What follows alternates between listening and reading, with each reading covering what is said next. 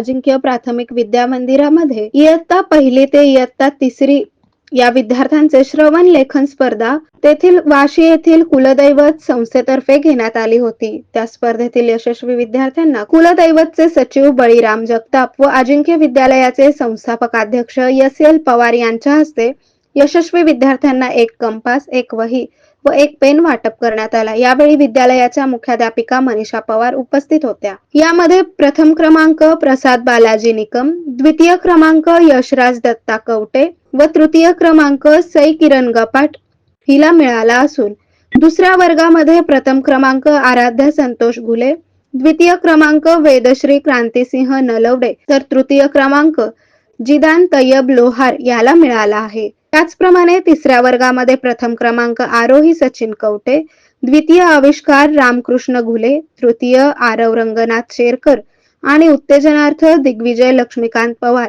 ही स्पर्धा यशस्वी करण्यासाठी मुख्याध्यापिका मनीषा पवार तसेच स्वप्नाली माने, संध्या कोल्हे, दीपाली सवताडेकर, पल्लव क्षीरसागर यांनी परिश्रम घेतले।